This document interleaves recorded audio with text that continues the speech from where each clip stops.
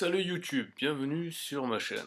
Alors dans cette vidéo, j'ai décidé de lancer une nouvelle série de vidéos qui sera valable toute la fin du mois d'août pour t'apprendre à apprendre l'anglais. En fait, parce que j'ai envie de relancer une série de vidéos pour apprendre 7 langues que je ferai pendant toute l'année. Ça va être mon défi de l'année que je commencerai à partir de septembre. Mais avant ça, comme prérequis, je pense qu'il est indispensable de pouvoir avoir des bases en anglais et de connaître des moyens pour pouvoir progresser en anglais.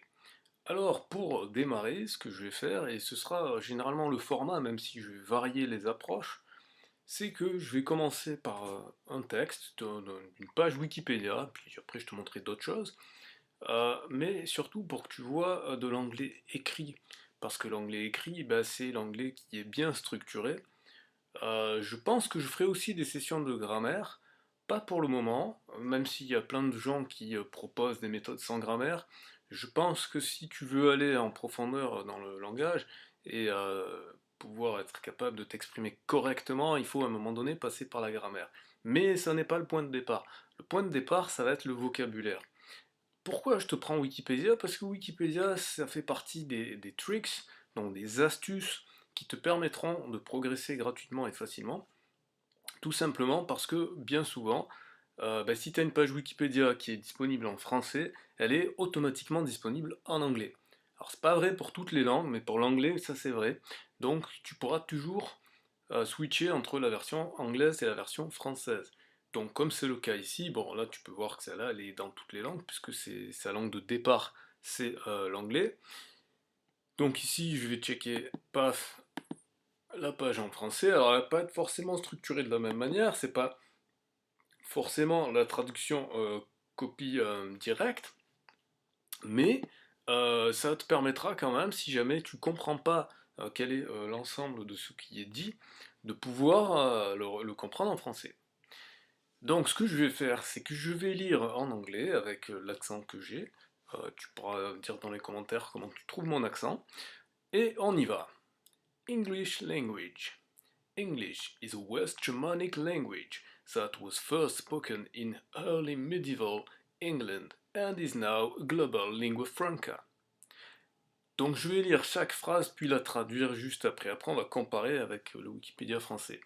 Donc l'anglais est une langue germanique de l'Ouest qui a été parlée pour la première fois dans le Moyen Âge précoce en Angleterre et qui est maintenant la lingua franca mondiale. Alors lingua franca c'est pas de l'anglais, c'est du latin et ça fait référence en fait à une période, je pense que c'était sous l'Empire romain, pendant la Pax Romana, quand l'Empire romain était à son apogée et qu'il y avait très peu de guerres, le latin était la langue commune. Voilà. Comme aujourd'hui l'anglais est la langue commune pour les voyages, pour les affaires, etc. Named after the Angles, one of the Germanic tribes that migrated to England, it ultimately derives its name from the Anglia, Angel, peninsula in the Baltic Sea. It is closely related to the Frisian languages, but its vocabulary has been significantly influenced by other Germanic languages, particularly North German languages, as well as by Latin and Romance languages, particularly French. Donc, d'après les Angles, l'une des tribus germaniques qui a migré en Angleterre, euh, qui a dérivé dernièrement du nom de Anglia, la péninsule, donc Angel, la péninsule dans la mer Baltique. C'est très proche, très relié de façon très proche aux langues frisiennes. Alors les langues frisiennes, je ne sais pas du tout ce que c'est. C'est ça l'intérêt de Wikipédia, c'est qu'on va pouvoir checker. D'accord, donc c'est les langues qui sont proches des langues germaniques, parlées par les Frisian people, et je sais pas qui sont les Frisian people. D'accord, c'est un groupe ethnique germanique, d'accord. Donc ça remonte à un certain temps. Ok, ok, bon ben voilà, on aura appris un truc. Donc, ouais, les Frisies, c'est au niveau des Romains, d'accord? Voilà, donc ça remonte à il y a un moment. Revenons à notre page. Donc les langues frisiennes, voilà. Mais son vocabulaire a été significativement influencé par d'autres langues germaniques, comme le norse, le germanique du Nord, une langue germanique du Nord, tout autant que par le latin et les langues romanes, particulièrement le français. English has developed over the course of more than 1400 years. L'anglais s'est développé au cours de plus de 1400 ans. The earliest form of English, a set of Anglo-Frisian dialects brought to Great Britain by Anglo-Saxon settlers in the 5th century, are called Old English. Les premières formes de l'anglais, un ensemble d'anglo-frisiens, de dialectes anglo-frisiens amenés en Grande-Bretagne par les anglo-saxons, les colons anglo-saxons au 5e siècle, sont aussi appelés l'ancien anglais, le vieil anglais. Middle English began in the late 11th century with the Norman conquest of England and was a period which the language was influenced by French. L'anglais du milieu a commencé à la fin du XIe siècle, lorsque les Normands ont conquis l'Angleterre. Et c'était une période pendant laquelle la langue a été influencée par le français. Early modern English began in the late 15th century with the introduction of the printing press to London and the King James Bible, and the start of the Great World Shift.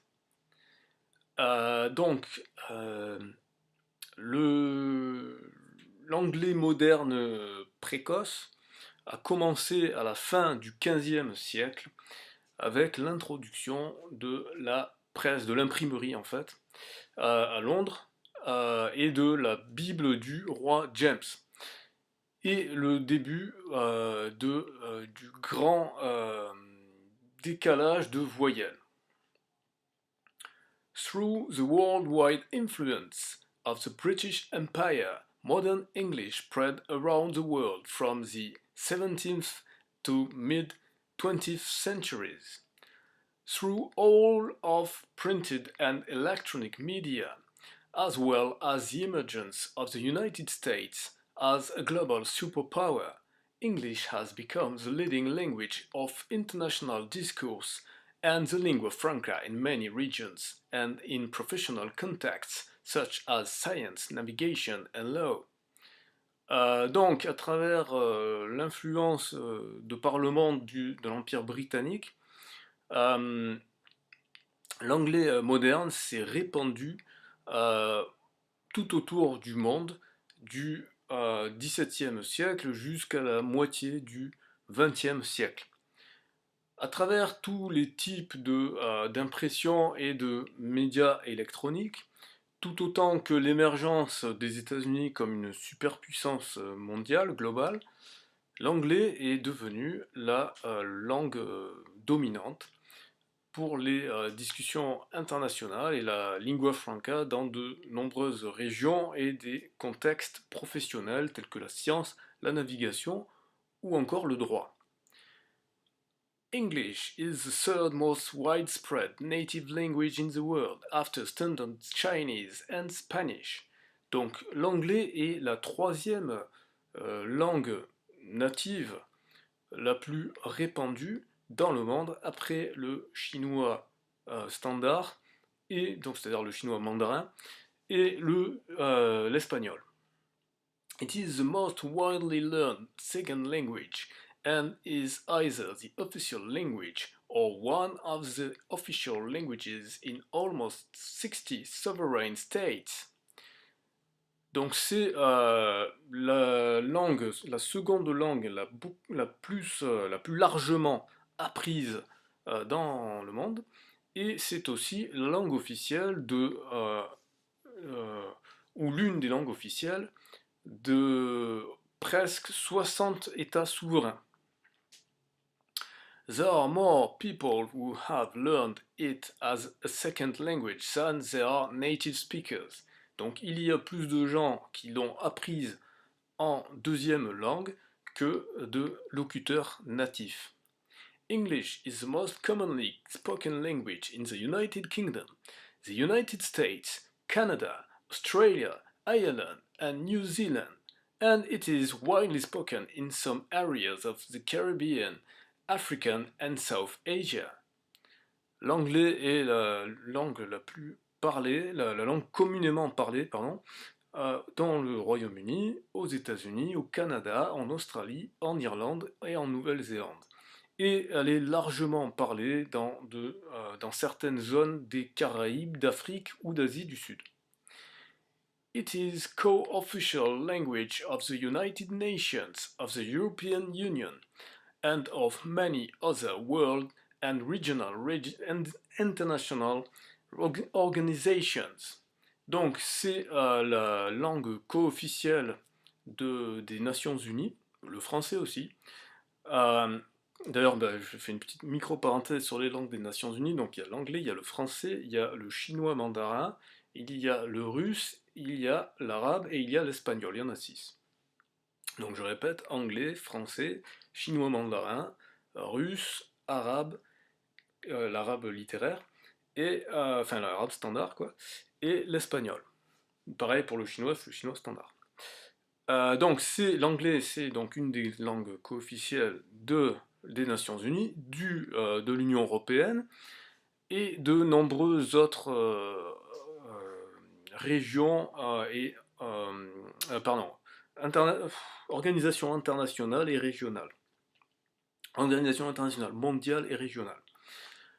It is the most widely spoken Germanic language, accounting for at least 70% of speakers of this Indo-European branch. C'est la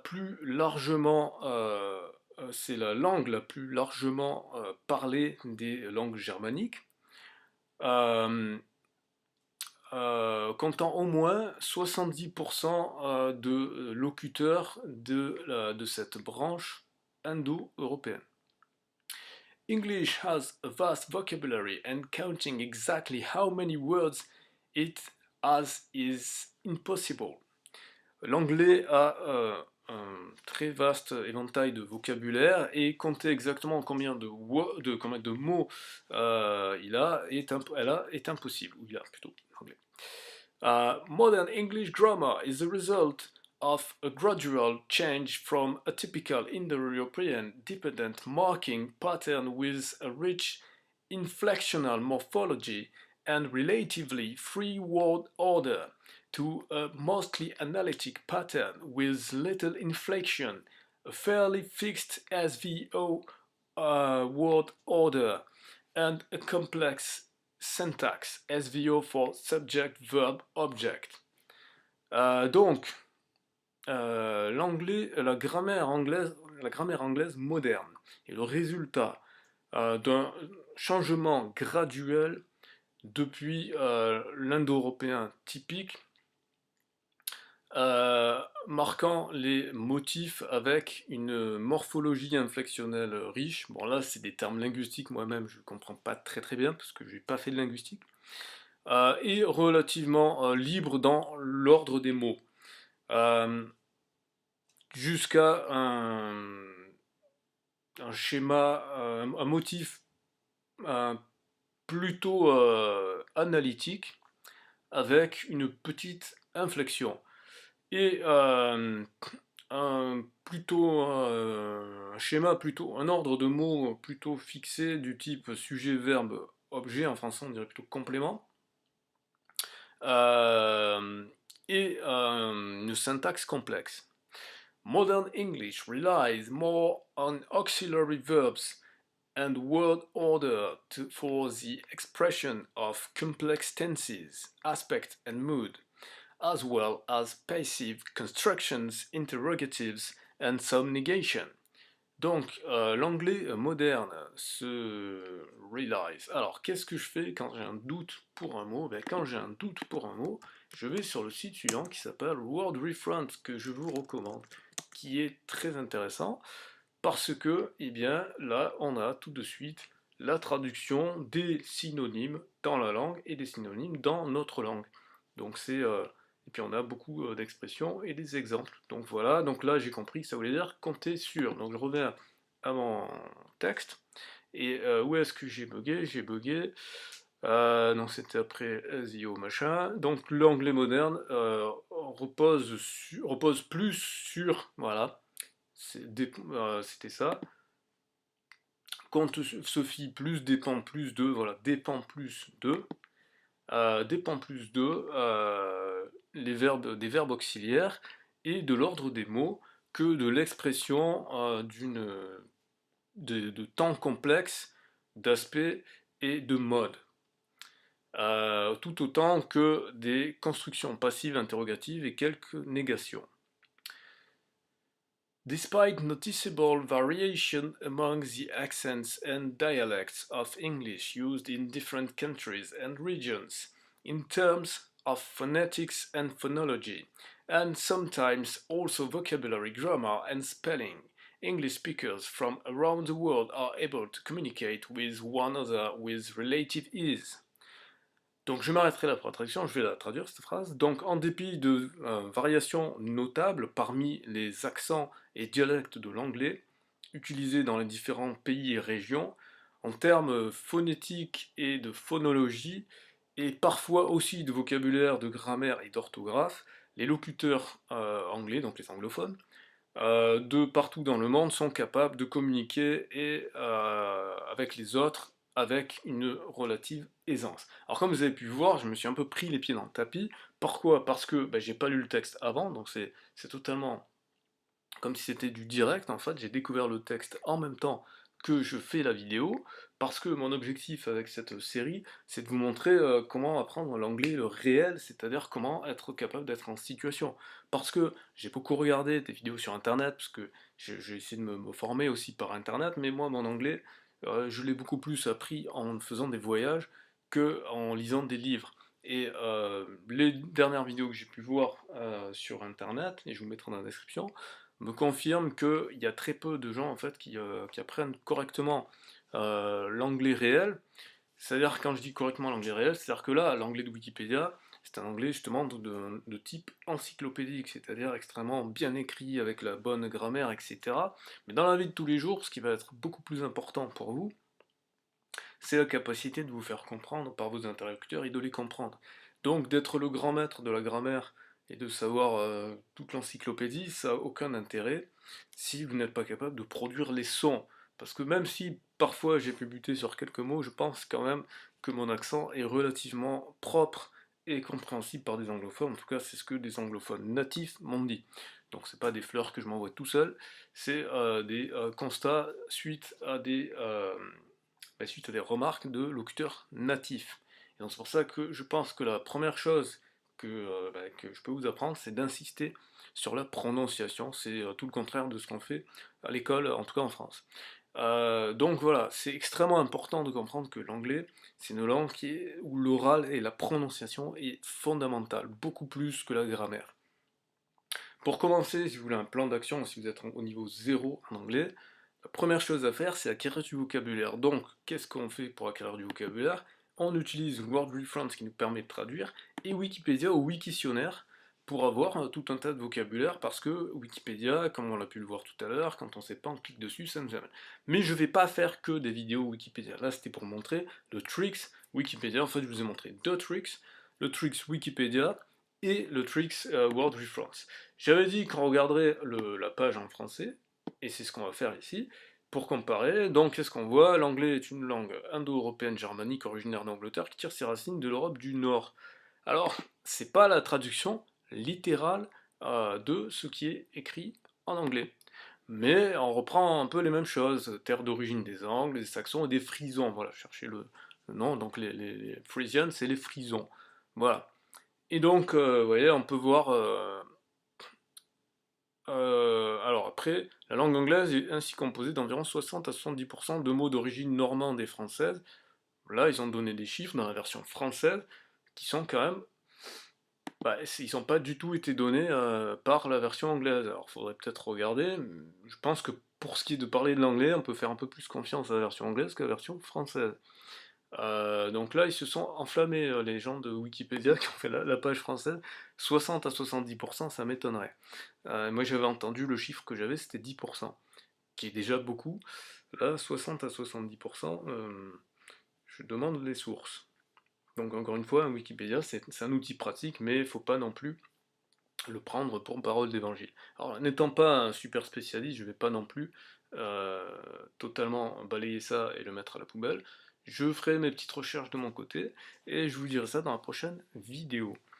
Alors voilà, concernant le programme, comment ça va marcher, ça va marcher qu'on va faire donc des trucs comme ça avec Wikipédia, mais il y a aussi des livres que j'ai récupérés, il y a aussi des journaux, donc les journaux classiques, c'est-à-dire The Independent, comment il s'appelle, The Guardian, donc ça c'est pour les Britanniques, puis Washington Post ou le Times pour les Américains, donc voir donc des informations réelles et euh, j'allais dire récentes, des vidéos YouTube, des analyses de vidéos YouTube, des analyses de fichiers audio pour bien travailler l'oreille, et évidemment aussi des chansons, des manuels informatiques.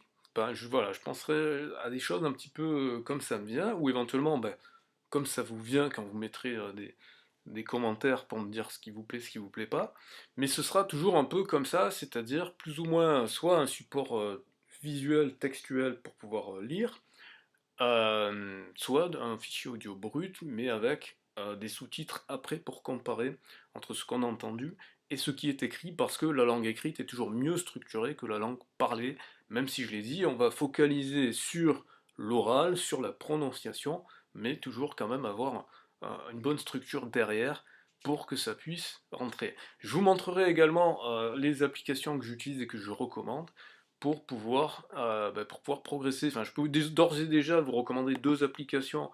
Une qui s'appelle Duolingo, que vous connaissez peut-être déjà. Si vous ne connaissez pas, je vous invite à vous inscrire, c'est gratuit. Moi, pour ma part, je suis en train d'apprendre le russe sur cette application. Et puis, il y a une autre application qui a aussi un site voilà, qui s'appelle Lingvist.com, et qui est aussi très bien, que je vous recommande. Vous pouvez apprendre plein de langues. Voilà, gratuitement, donc ça vaut le coup. Voilà, donc si ça vous a plu, vous mettez un pouce vers le haut. Si vous voulez quelque chose, vous voulez aborder des thèmes en particulier, n'hésitez pas à mettre des commentaires. Si vous voulez me soutenir, vous pouvez en utilisant des crypto-monnaies, donc il y a des crypto-monnaies qui vont apparaître, c'est pas obligatoire du tout, hein, c'est pas... Voilà, si vous pouvez, voilà, c'est bien, si vous pouvez pas, c'est pas grave, c'est bien aussi si vous mettez un commentaire ou si vous partagez, c'est tout aussi agréable de faire ça. Voilà, donc j'espère que ça vous sera utile surtout, parce que moi je m'aperçois qu'il y a beaucoup de gens en France qui ont du mal avec l'anglais, et comme je vous dis, c'est vraiment l'étape zéro, parce que à partir de septembre, mon objectif ce sera, si vous avez vu déjà mon défi que j'avais fait l'année dernière, mais qui était un défi juste voilà, comme ça pour le challenge, là, ça va être beaucoup plus long, ça va s'inscrire sur une année, c'est 7 langues, c'est pas les langues les plus faciles, hein. Il y aura l'allemand, qui sera tous les lundis, ce sera l'allemand, tous les mardis, ce sera l'arabe, tous les mercredis, ce sera le chinois, tous les jeudis, ce sera l'espagnol, tous les vendredis, ce sera l'hébreu, tous les samedis, ce sera le portugais, et tous les dimanches, ce sera le russe. Et donc ça pendant un an. Pendant un an, tous les jours, il y aura donc une vidéo qui sera sur l'une de ces 7 langues donc, que je vous ai dit, et qui sera donc systématiquement, donc tous les lundis ce sera l'allemand, tous les mardis ce sera l'arabe, tous les mercredis ce sera le chinois, enfin bon je vais pas répéter, je l'ai dit. Voilà, donc c'est vraiment un gros projet qui démarre, et du coup il y aura l'anglais. Alors je sais pas si je ferai comme l'année dernière, si je ferai la langue cible, l'anglais puis le français, je pense que je ferai ça, ouais je ferai ça, c'est le mieux. Mais voilà, mais du coup l'anglais c'est important parce que je mettrai des liens vers des ressources, et la plupart de mes ressources pour apprendre ces langues externes sont en anglais. Donc si vous voulez pouvoir profiter de ces ressources qui seront dans la plupart des cas soit gratuites, soit des liens d'affiliation peut-être, voilà, pour financer tout ça. Mais en tous les cas, ce sera, enfin, de toute façon, si vous voulez apprendre les langues étrangères, c'est l'anglais la base. Il y a le site qui s'appelle, enfin, je vous mettrai dans la description, qui s'appelle FSI Foreign, je sais plus quoi, Institute, donc c'est l'établissement américain, département américain des langues étrangères, qui a mis dans le domaine public tout un tas de ressources pour apprendre toutes les langues du monde. Mais bien évidemment, le présupposé, c'est d'être capable de parler en anglais, puisque l'objectif, c'est de faire ça pour leurs ressortissants, donc pour des gens qui sont anglophones à la base. Voilà, donc c'est pour ça que c'est extrêmement important d'acquérir cette compétence en anglais, parce que ça vous ouvre les portes pour toutes les autres langues, et c'est extrêmement important d'aller voir ce qui se passe ailleurs. Il y a beaucoup de choses qui se passent et de façon très intéressante en dehors de la France, donc c'est extrêmement important. Juste une dernière note finale après cette longue première vidéo. Il faut savoir qu'on a dit donc que l'anglais était la première langue du business, des sciences, etc. C'est vrai, mais il faut savoir que le français est la deuxième langue pour les affaires. C'est la deuxième langue dans le monde des affaires, dans le monde du business. La deuxième langue au monde pour les affaires, c'est le français. Et il faut savoir aussi que d'un point de vue démographique, l'Afrique est le continent où on parle le plus français et c'est le continent qui a la plus forte démographie. Donc si les choses continuent comme elles sont à l'heure actuelle, le français deviendra la langue la plus parlée au monde en 2050. Voilà. Donc le français, c'est extrêmement important de l'avoir. Et donc il y en a qui pourraient me dire, ah bah du coup, pourquoi apprendre l'anglais? Ben non, parce qu'on va pas attendre 2050 pour... Et puis de toute façon, même si on se retrouve dans cette situation, qui est la situation des Anglais à l'heure actuelle, enfin des anglophones, c'est beaucoup plus intéressant d'avoir une autre langue, au moins une autre langue qui est maîtrisée. Être bilingue aujourd'hui, ça demande pas un travail considérable. Je pense que si vous consacrez une demi-heure par jour, eh bien, vous pourrez le devenir. Alors, je ne vais pas m'engager à vous dire dans un mois, dans 3 mois, ça dépend des gens, ça dépend de votre investissement, ça dépend de votre motivation. Mais ce qui est sûr, c'est que si vous êtes régulier avec 30 minutes par jour, vous allez faire d'énormes progrès. Voilà, c'est tout pour cette vidéo. Merci pour votre attention et je vous dis à demain pour une prochaine vidéo.